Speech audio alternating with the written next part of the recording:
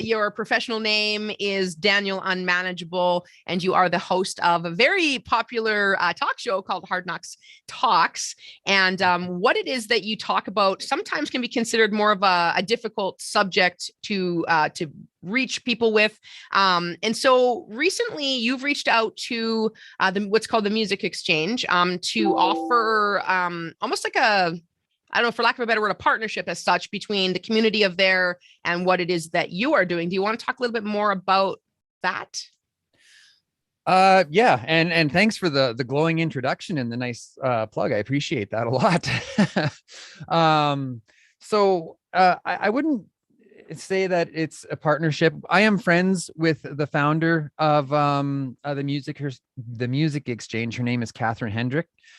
The Music Exchange is a place where people can go and share their music and share their stories, and they have different programs or different events weekly where they can, like they showcase people and things like that. They have talks and stuff about mental health, and I just really appreciate that, and I really admire that. So I decided to just to put a shout out. Like I'm a songwriter, and I'm very passionate about my journey into recovery. And so I did that. I recorded a song that I wrote, and I put it up, and it has gotten some response, and here we are. So when you wrote that song, did you have any intent that the public would hear that song ever, or was it more of something that you were using to help yourself through a tough time, and then in the end it ended up being something bigger than you imagined?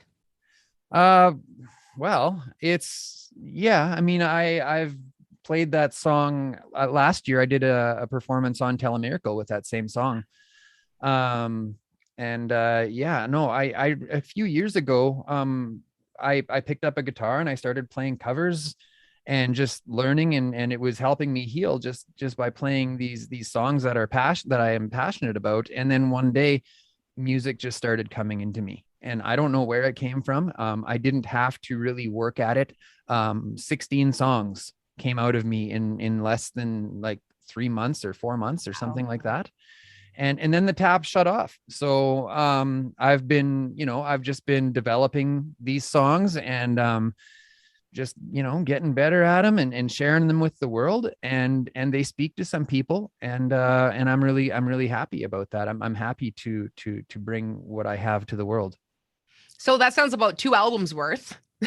Yeah, I suppose it could be. I don't know if it'll ever come to that, and it doesn't really matter to me if it does. I'll just keep sharing my message, and Yeah. happy to do that. So do you find that when you put your message in music that it's more easily absorbed by others as opposed to, having a guest speaker who is talking about similar subjects? Um, Music is such a rich form of communication.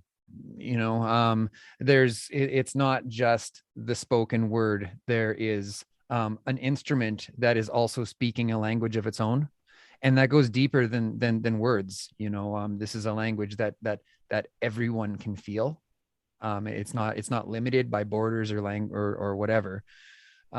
So yeah, I think that to many people, the power of music can be much stronger than the spoken word alone. So when you were saying that, what it instantly made me think of, are you familiar with Vivaldi and the Four Seasons? I wish I was, but I You're am going not. to be after we're done talking, I'm sure about All that. right. But essentially, no words, of course, because we're talking symphony here. And you can literally hear just in the music alone, like when you kind of were talking about the unspoken and stuff, like, you can hear the aggression of, like, say, the thunderstorms coming, and you can hear the excitement of, like, when it's supposed to be spring and it's spring showers and things. And it's really interesting to listen to the whole thing because you can literally feel the seasons without Mhm. anything. So it's the first thing I thought of. It's very, very powerful. Yeah. We there seems to be a divide between mental health recovery and the arts, and like people want to make mental health about clinical things, when in fact it's spirituality that saved my life. And I find a lot of spiritual fulfillment in music. So I do my best to showcase, if somebody has music about mental health or about their journeys and struggles and triumphs, I definitely want to know about it. And I definitely want to help them and give them a platform to share it. We go live 15 minutes early, and there's a countdown timer, and we listen to music and we chat with the viewers and we look at comments and things like that. And what I want to do is start having people come and showcase their music, play live. Like, we can bring you in from wherever you are. It doesn't matter. You'll come in through your phone, or if you have a nice setup. We would love to have artists that have had experience with mental health challenges and have written music about it to come and share that message. And we will just shine every light in town on you, and we will just make you as loud and big and shiny as possible. So if we don't have an original song, but we know of a really great song to do a cover of, would that be something that you would allow in that 15 minutes? If it saved your life, or if it got you through a hard time, then absolutely, because we will hear that in it. Everybody's welcome at this table. The only rule is, don't be in. All these little things are coming together for one big picture. What is it? The big picture? The big picture. The big picture is far bigger than Hard Knocks Talks. The objective is to carry a message nationwide, and to disseminate knowledge and make resources available to whoever might want to use them, because I know accessing services is not easy. Oftentimes people that are struggling with mental health challenges, they don't have the capacity to know where to look to find the phone number. We want to eliminate the divide between the recovery community and the professional mental health community. Yeah. Like last week, for example, we had Jacqueline Hoffman, the CEO of Prairie Sky Recovery Center, on to tell her story, to how she came to be where she is. And she has a family history of, she's been submersed in recovery, and she's seen the carnage that addiction can reap in people's lives from a very young age. So that's where she found her passion. And now she's got this magnificent old building out by Wilkie, Saskatchewan, with I think she's got 30 beds. Oh, and, wow. Yeah. And it's a completely privately run organization with no help from the government at all. So, it takes a real cowboy or cowgirl to run in private practice in this province for as long as she has. So we have got mad respect for her here, that she's doing the work that she's doing. Kayla from Possibilities Recovery Center, she's been on telling her story, and they are an abstinence-based program. They're not extremely rigid in their abstinence-based. I mean, if someone displays symptoms of their illness, they're not going to get kicked out, right? So, but we've also had guests from the harm reduction community, like Jason McCurdy, like Marie Adrides, like Angie Hamilton from Families for Addiction Recovery. All kinds of people. We want to just build a big table, and even though we may not all see eye to eye, the bottom line is that we've all seen harm, and we all want to reduce it. Yeah. So we don't have to agree on everything. We just all have to want to help. Yeah. And understanding is what you're trying to let everybody that hasn't seen it firsthand understand a little bit more from those that do, what it's like. And empathy, I suppose, is what we will gain by what you're doing.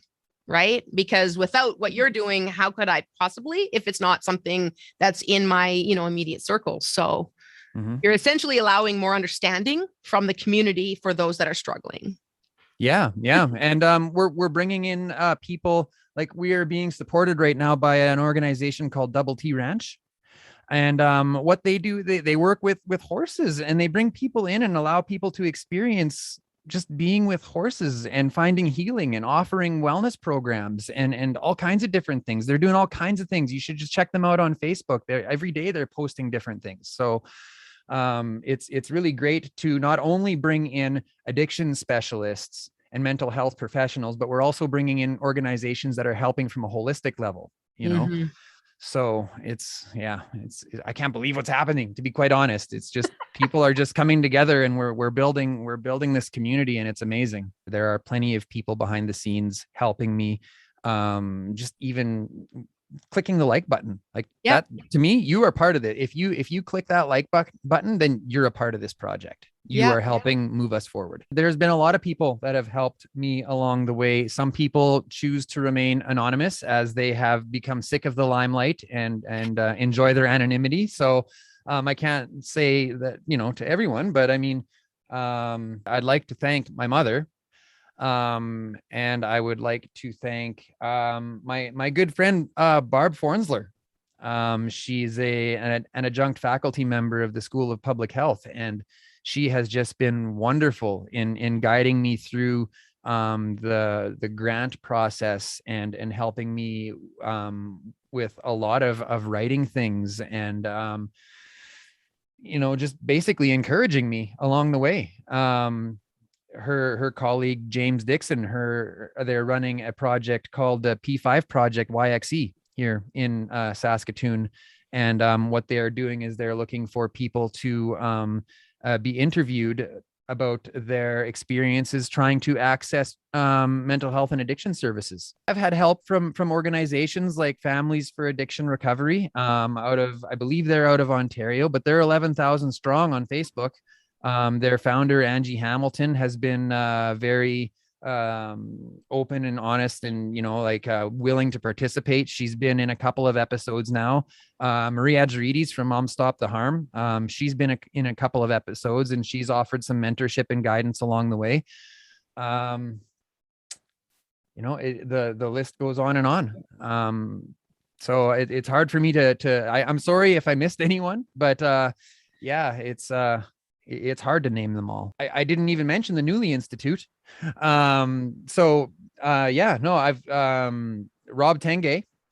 He's the chief medical officer of the Newly Institute. He's a doctor in addictions medicine. They've come on board. They've been offering stability. Also Double T Ranch, of course. I love saying that name. I know it rolls off my tongue. Double T Ranch. And then who else? Thorpe Recovery Center in Lloyd. They've come on board, and that's actually where I detoxed. I got clean in Thorpe. So there's them, and there's Prairie Sky Recovery Center. They stepped up in a big way. They offered a good chunk of sponsorship so that I could afford a lot of the equipment that I'm running right now.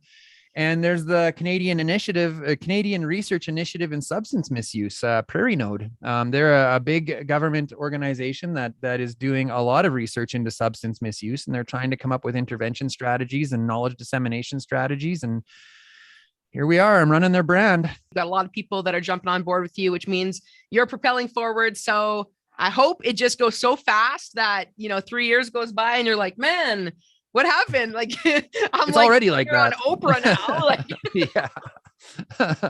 Maybe Oprah will come on Hard Knocks Talks.